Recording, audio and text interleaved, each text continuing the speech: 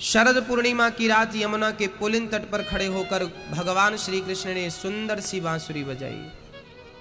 आज पहली बार भगवान ने संसारिक लोगों के लिए बंसी बजाई है, आपके लिए और हमारे लिए। और ऐसी बांसुरी बजी मेरी माँ कि वृंदावन बंसी बजी मोहे तीनों लोक, वो तीनों मोहे नहीं रहे काहे की ओट। आहा, ऐसी बांसुरी बजाई गिरधर गोपाल ने कि सारी गोपियां, एक सखी काम कर रही थी, गाय दोह रही थी। जैसे ही बंसी की तान कान पर सुनाई पड़ी ना, वो गाय को वहीं छोड़कर दौड़ पड़ी श्री कृष्ण से मिलने की ओर, मिलने के लिए। एक सखी काजल लगा रही थी आंखों में। दोहंतो भी ययो काश्चित दोहम हित्वा समुत्सुका। गाय को दोहना छोड़ करके दौड़ पड़ी कृष्ण की ओर। एक सखी आंखों में काजल लगा रही थी, एक आंख में लगा, दूसरी में लगा ही नहीं। ऐसी मिलने की उत्कंठा हुई कि वैसी ही दौड़ पड़ी श्री कृष्ण से मिलने के। जैसी थी वैसी की वैसी चल पड़ी, आगे कुछ करने का मन ही नहीं था, दौड़ पड़ी श्री कृष्ण से मिलने। और एक सखी तो अपने बच्चे को दूध पिला रही थी, स्तनपान करा रही थी। अभी बच्चे का पेट भरा नहीं कि बंसी सुनाई पड़ी। उसी हाल में सखी दौड़ पड़ी कृष्ण से मिलने के लिए। ये छोटी छोटी बात सुखदेव जी कह रहे हैं और इसके पीछे एक संदेश दे रहे हैं कि गोपियां कृष्ण को इतना महत्व देती थीं, कृष्ण से गोपियां इतना प्रेम करती थीं, इतना प्रेम करती थीं कि नवजात बच्चे को भी छोड़कर गोपियां कृष्ण से मिलने के लिए चल पड़ी। कोई संकोच नहीं था। जमाना क्या कहेगा, बच्चा कैसे रहेगा, कोई चिंता नहीं। कृष्ण से मिलने का अवसर बार बार थोड़ी मिलता है। दौड़ पड़ी सखी। ऐसी उत्कंठा, इसे कहते हैं पागलपन। कहते हैं भगवान के लिए पागल तो होना पड़ेगा। जितने प्रेमी हैं सब पागल हैं। अच्छा, जब प्रेमी को पागल लोग कहने लगे, जब दुनिया उसे पागल घोषित कर दे, तो वो ईश्वर के काम का हो जाता है। इन पागल दिमाग में ही भरे भक्ति के लच्छे हैं। इन पागलों के दिमाग में ही भरे भक्ति के लच्छे हैं। इन्हें तो पागल ही रहने दो, क्योंकि ये पागल ही अच्छे हैं। इन्हें पागलों को ना पागल ही रहने दो, इन्हें होश में ना लाओ, इन्हें बेहोश रहने दो। जो होश में है उसे मिलता क्या है, बेहोश है तो ही प्राप्त होगा।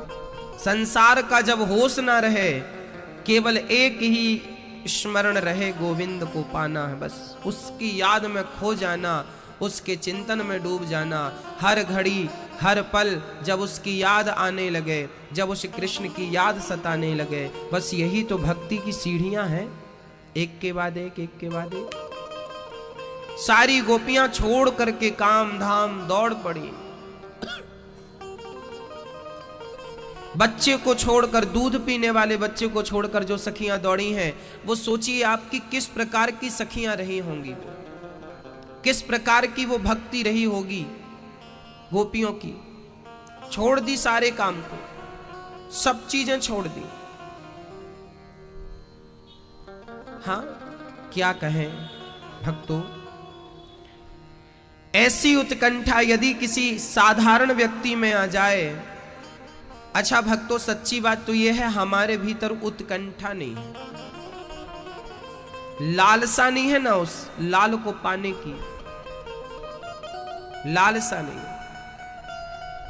अच्छा, हमें थोड़ी प्यास लगे ना तो रहा जाता है, चलो अभी थोड़ी सी लगी, अभी थोड़ी रह लेंगे हम। थोड़ी देर बाद फिर प्यास लगी तो फिर भी रहा जा सकता है। पर भयंकर प्यास लगी हो, उसके बाद रहा जा सकता है नहीं ना। फिर क्या चाहिए, पानी चाहिए। गला बिल्कुल सूखने लगा, पानी के बिना आंख काम नहीं कर रही, बस प्राण निकलने वाले हैं। जैसे कोई प्यासा पानी के लिए कैसा तड़पता होगा, अच्छा प्यासे की तड़प कैसी होगी वो आप कभी प्यासे रहेंगे तो आपको पता लगेगा। जैसे प्यासा पानी के लिए तड़पता है मेरी माँ, बस वो तड़प जिस दिन कृष्ण को पाने के लिए आ गई उसी दिन परमात्मा की प्राप्ति हो जाएगी। वो तड़प तो आए, वो बेचैनी तो नहीं है हमारे भीतर, वो बेचैनी तो हो, गोपियों के भीतर बेचैनी थी, तड़प थी, एक इच्छा थी कृष्ण से मिलने की, दर्शन करने की। कैसा है वो? आज बांसुरी बजाकर कन्हैया ने गोपियों को रंतुम मतलब रमण करने के लिए, रास रचाने के लिए बुलाया। ये रास क्या था? आइए इस रास का भी जरा अर्थ समझते हैं। रास का अर्थ है रसो वैसा, रसों के समूह को रास कहते हैं, जहां पर सारे रस हो, जहां नवरस की धार बहती हो वही तो रास है। जहां थोड़ा हंसना हो, जहां थोड़ा रूठना हो, जहां थोड़ा मनाना हो, जहां थोड़ा गुस्सा हो, जहां थोड़ी बातें हो, जहां थोड़ा सा प्यार हो, जहां ये सब चीजें हो वो रास। और याद रखना मेरी मां, कृष्ण ने केवल गोपियों के संग रास रचाया ऐसा नहीं। गोपी किसी स्त्री का नाम नहीं था, गोपी तो एक भाव था। गोपी क्या था? गोपी किसी स्त्री का नाम नहीं था। जैसे आप जब घर में जाती हो ना तो आप कहती हो कि आज कथा में बहुत श्रोता थे, तो श्रोता तो पुल्लिंग हो गया। तो क्या आप ये भी कहते हैं कि श्रोता तो थे पर श्रोतियां भी थीं? केवल श्रोता कहने से स्त्रियों को भी संबोधन हो गया कि नहीं?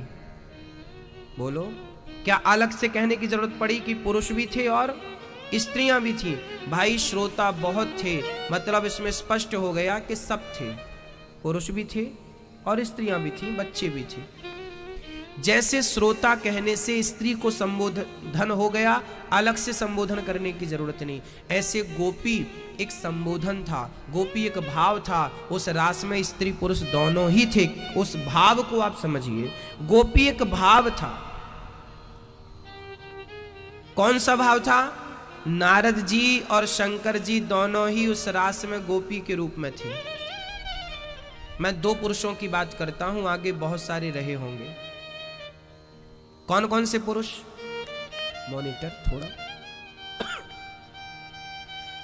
वहां शंकर जी भी थे और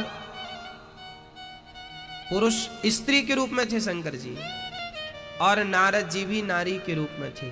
वो एक यूनिफॉर्म था। आपको जाना है, जैसे आप गरबा खेलने जाते हैं तो गरबा की अपनी अलग ड्रेसअप होती है कि नहीं?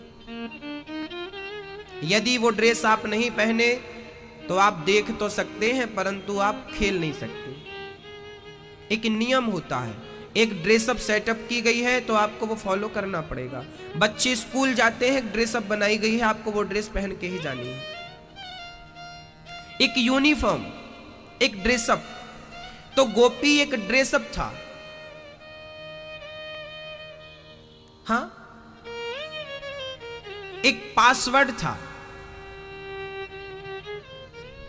कि उस रास में जो आएंगे क्या बन के आएंगे? गोपी बनकर आएंगे। तो आगे चर्चा होगी कि कृष्ण ने गोपियों के संग रास रचाया।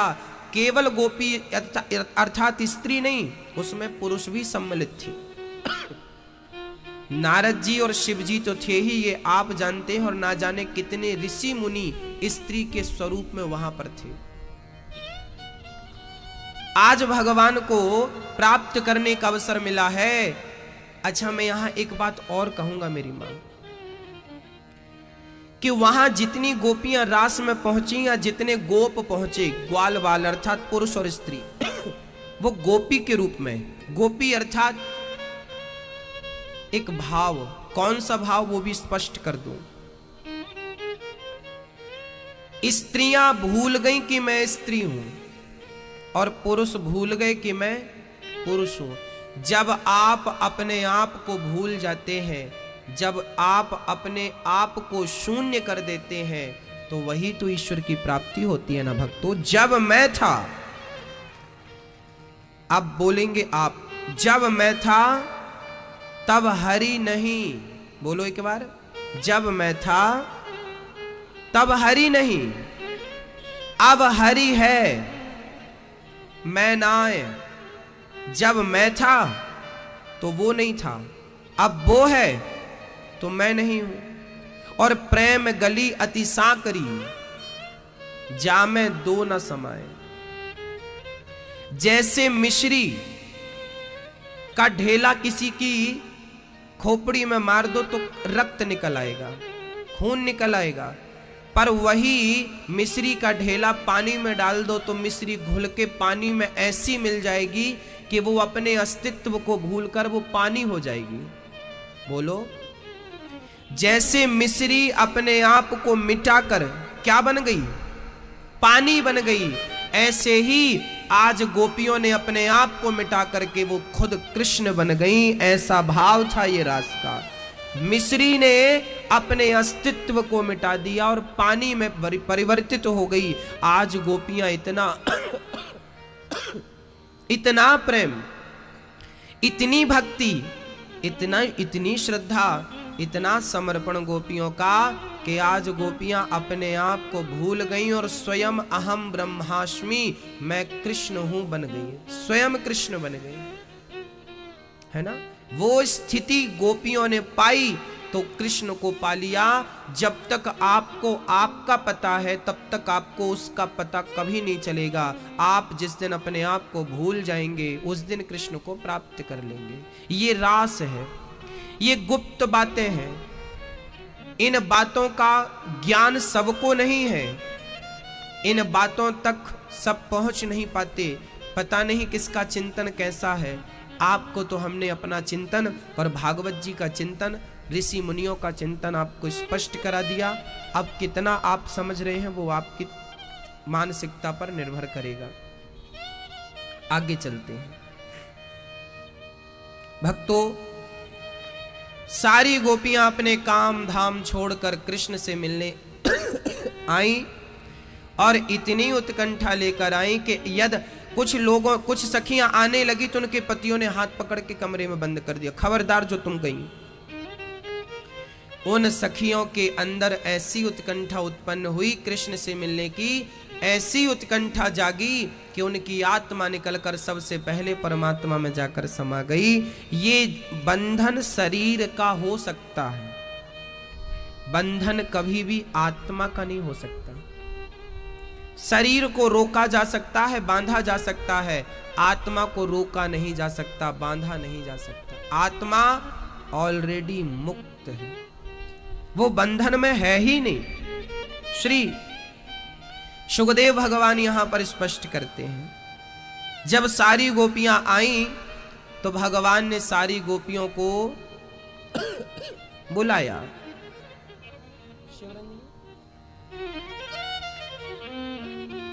सारी गोपियां आईं, भगवान ने सबका स्वागत किया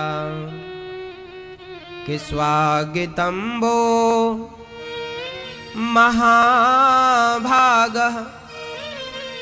प्रियं किं करवाणि वः ब्रजस्यानामयं कश्चित् ब्रूता गमनकारणम्।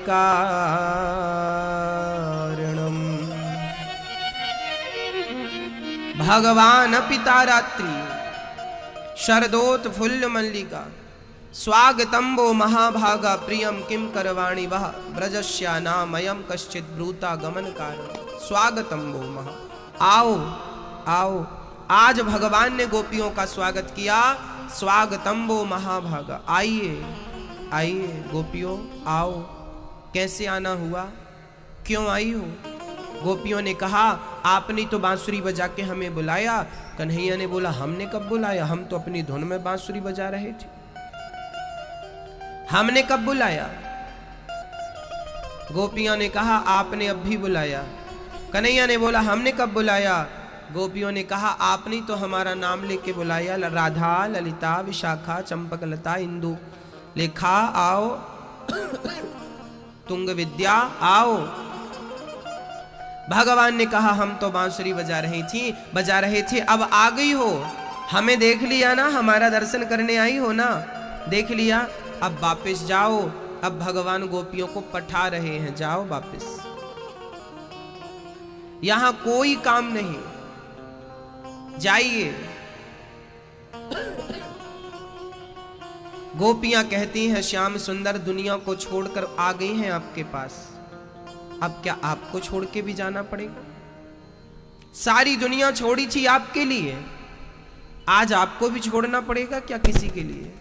अब हम जा नहीं सकती। देखिए तो आज भगवान ने गोपियों को बुलाया, और जब गोपियां आई तो भगवान ने परीक्षा ली, तुम क्यों आई हो?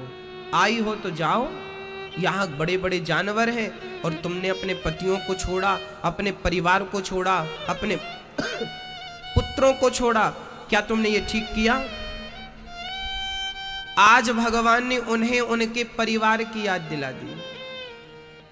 अच्छा, कई बार आपको ना भगवान की बहुत याद आती है, कई बार आप रोते भी हैं, फिर थोड़ी देर में परिवार की याद आ जाती है तो आप चुप हो जाते हैं। आज भगवान यही कर रहे हैं। आज भगवान गोपियों को, पहले तो गोपियां आई सबको छोड़ के, अब भगवान फिर याद दिला रहे हैं, क्योंकि यदि आपके भीतर संसार के प्रति थोड़ा भी लगाव रहा और आप भगवान के पास चले भी गए तो आप पलटकर फिर यहां चिंतन कर सकते हैं। इसलिए भगवान हिला डुला के देख रहे हैं, कच्चा तो नहीं है, गोपियां कच्ची तो नहीं है, कहीं संसार को कहीं किनारे रखा तो नहीं है। क्योंकि कई बार हमने बड़े बड़े साधुओं को देखा है, कई बार बड़े बड़े साधु बात करते हैं, सुनो साहब हम तो लाख रुपए महीने कमाते थे, सब छोड़ के आज साधु बन गए। माना कि आप साधु बन गए, पर आप कमाते थे, ये याद तो है ना आज भी आपको, और ये याद ही, संसार का ये चिंतन ही आपको सच्चा साधु नहीं बनने देगा। साधु वो नहीं है जिसे संसार की कुछ भी याद हो, साधु तो वो है जिसे अपना भी ख्याल ना हो, परमात्मा के ख्यालों में डूबा हो, खोया हो, वो साधु है। और वो साधु कोई स्त्री भी हो सकती है, वो साधु कोई पुरुष भी हो सकता है। वो साधु बनने के लिए तुम्हें कपड़े बदलने की भी जरूरत नहीं पड़ती, तुम साड़ी में ही तुम साधु हो जाओगी, तुम शर्ट पैंट में साधु हो जाओगी। उसके लिए कपड़े बदलने की बिल्कुल शर्त नहीं है, उसके लिए तो मानसिकता बदलने की पूरी शर्त, मन बदलने की पूरी शर्त। मैं कह दूं कि मैं बहुत बड़ा संत हूं तो क्या कह देने से सिद्ध होता है? कह देने से क्या होता है? मैं कह रहा हूं कि मैं प्रधानमंत्री हूं भारत का, तो क्या मैं कह दिया तो हो गया? कह देने से क्या होता है? आप कह दीजिए कि आप राष्ट्रपति हैं भारत के, कहने में क्या पैसे लग रहे हैं? कह देने से नहीं होगा मेरी माँ, मैं बहुत बड़ा भक्त हूं, बहुत बड़ा संत हूं, कहने से नहीं होगा। कहने से ये दुनिया के लोग शायद मान भी जाएं, परंतु वो कैसे मानेगा जिसके लिए तुम हो रहे हो? सारी गोपियां आज सब भूल कर कृष्ण को याद कर रही हैं और कृष्ण याद दिला रहे हैं, जाओ अपने घर, अपने पति के बच्चों के साथ रहो, याद दिला रहे हैं। पर धन्य थी वो गोपियां कि सबको याद दिलाने के बाद भी आज वो गोपियां कृष्ण को छोड़ के जाने को तैयार नहीं थी। सब कुछ कन्हैया हमने तुम्हें ही मान रखा। ये दुनिया एक दिन छूटनी ही है, आज ना सही कल। क्यों ना आज से ही हम इसे छोड़ने का अभ्यास करें। आज से छोड़ेंगे तो कल तक छूट पाएगी। हम बचपन से ही रियाज करते हैं, सा रे गा मा पा धा नी सा। बचपन से हम जब रियाज करते हैं ना, तब सालों बाद ये रियाज पकता है, कुछ कर पाते हैं। बचपन से ही हम का खा गा घा पढ़ते हैं, तब कुछ वर्षों बाद पढ़ पाते हैं। हाँ, तो संसार को छोड़ने का भी रियाज आज से नहीं करना पड़ेगा हमें। आज से उसका अभ्यास करेंगे संसार को छोड़ने का, तब शायद बुढ़ापे तक ये संसार छूटेगा, मन से निकलेगा। और आज से ही अभ्यास करना पड़ेगा ईश्वर का चिंतन करने का, तब कहीं उसकी छवि मन मंदिर में आके बसेगी। आज से, कल से नहीं, आज से।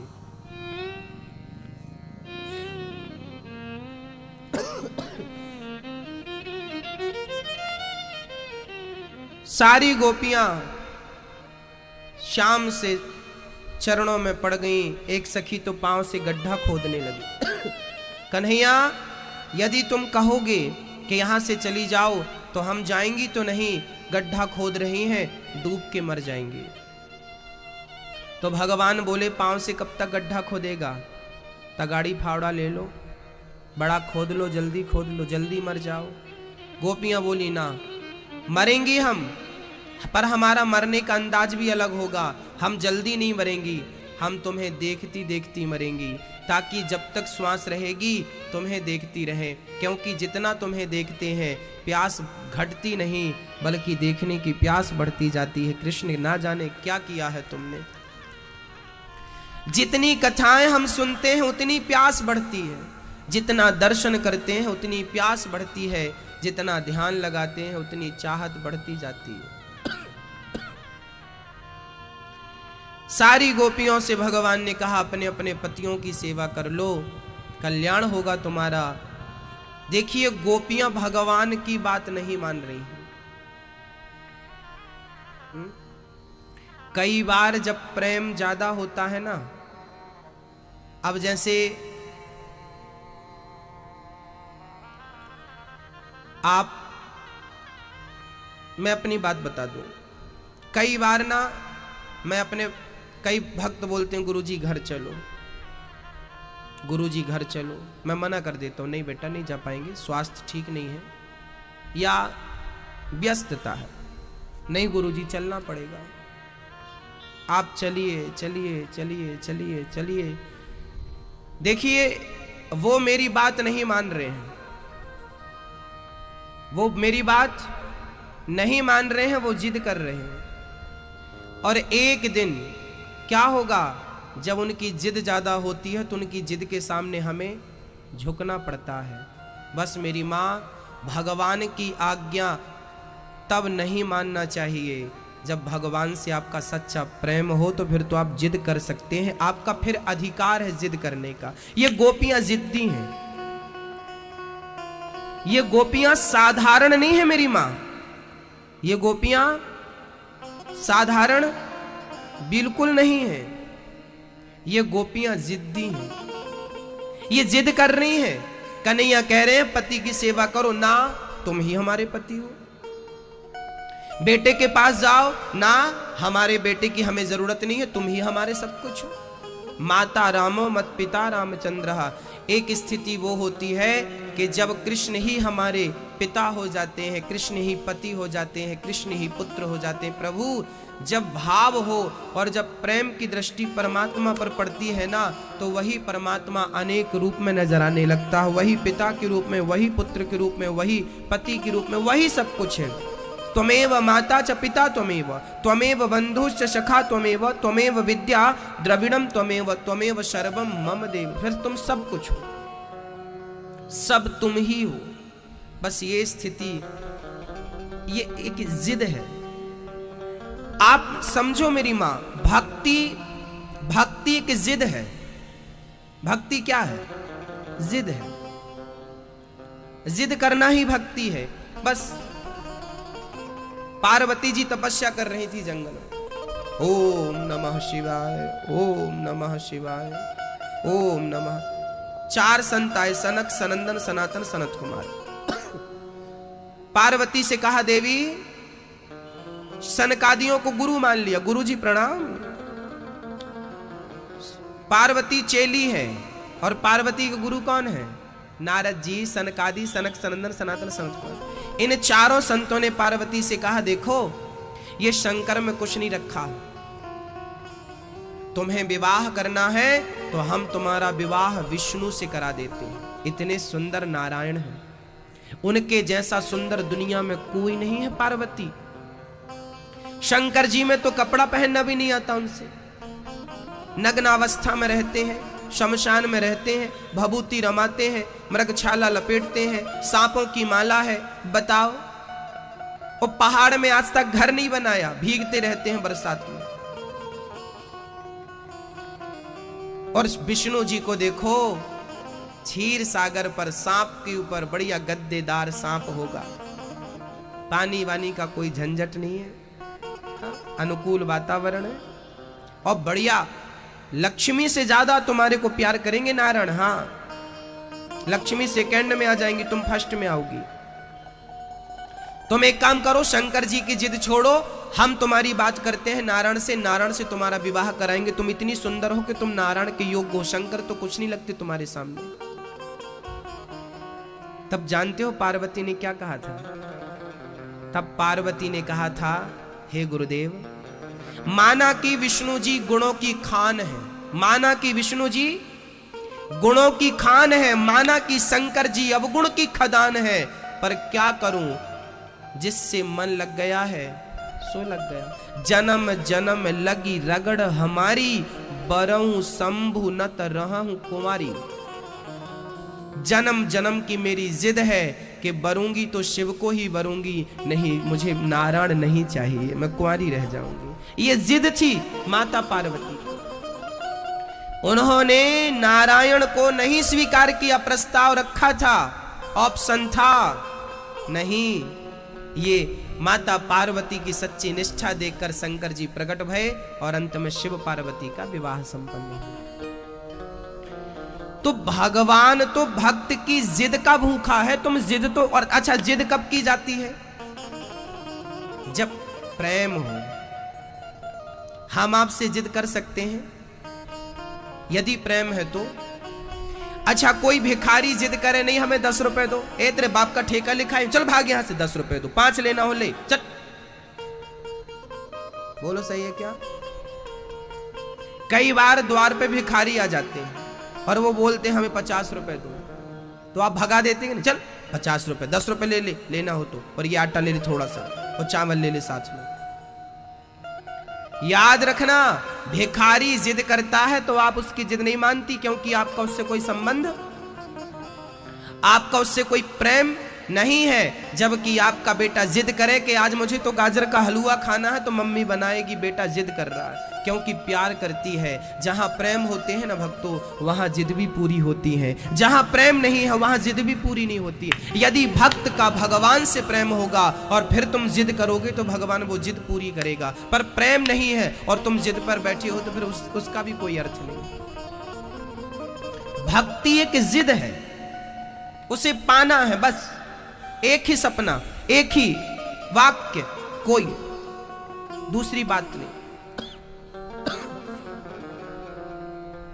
ईश्वर को कैसे पाया जाए, आज मैं कुछ सिद्धांत आपके बीच में रखूंगा। ईश्वर को सरल तरीके से पाया जाए, इस संसार में इस मानव के तन से कैसे भगवान को पाया जाए। एक ही उपाय है मेरी मां। जैसे गोपियां सबको छोड़कर गिरधर गोपाल के चरणों में आ गईं और आकर क्या कहा गोपियों ने कि प्रभु मैं आपकी हूं, अब चाहे तो मुझे मार डालो, चाहे तो मेरे संग रास रचाओ, चाहे तो प्यार करो, नहीं तो मैं यहीं पड़ी रहूंगी, शेर खा जाएगा तो मुझे कोई डर वाली बात है। सब छोड़ दिया तेरे लिए, अब तेरे चरणों में हूं, अब तू जैसे रख, बस खत्म। ये देखिए, आज मैं आपको भक्ति की अंतिम सीढ़ी बोलूंगा। अभी तक मैं भक्ति की पहली, दूसरी, तीसरी, चौथी, पांचवी सीढ़ी बोलता रहा, आज मैं भक्ति की आखिरी सीढ़ी आपको समझाऊंगा, आखिरी सीढ़ी पर ले जाकर खड़ा करूंगा। आप जानते हैं भक्ति की आखिरी सीढ़ी क्या है? जानती हो मां, क्या है आखिरी सीढ़ी? आज आप बताइए, बताओ भक्ति की आखिरी सीढ़ी क्या है? बोलो मैया जी। हाँ, ये बहन शॉपिंग करने आई है यहां कि कथा सुनने? कथा सुनने आई है तो जगह तो बहुत है बैठने के लिए।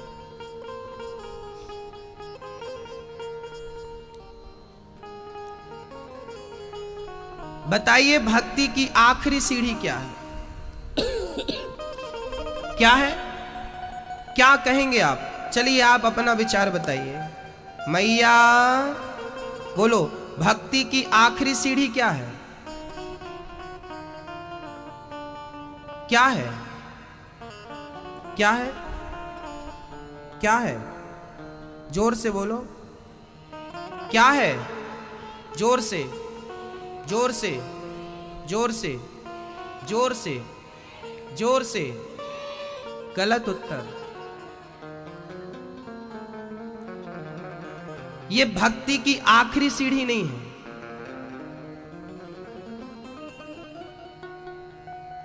ये प्रेम, कल मैंने प्रेम पर चर्चा की थी। ये भक्ति तो है, आखिरी सीढ़ी नहीं है। ये आखिरी सीढ़ी कुछ और है। और बताइए क्या हो सकता है? बोलो। भक्ति की आखिरी सीढ़ी है मेरी मां समर्पण। इससे ऊपर फिर कुछ नहीं है, साइलेंट है, चुप है, कुछ नहीं।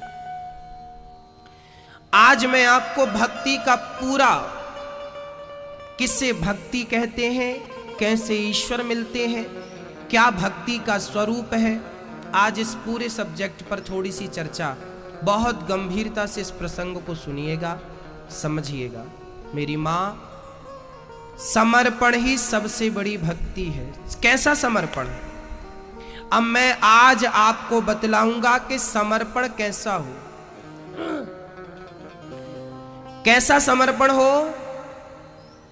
कैसा समर्पण हो भगवान के चरणों में? जैसे जैसे एक स्त्री अपने पति के चरणों में समर्पण करती है। करती है या नहीं? बोलो। जैसे एक स्त्री, बहुत ध्यान देना मेरी मां, जैसे एक स्त्री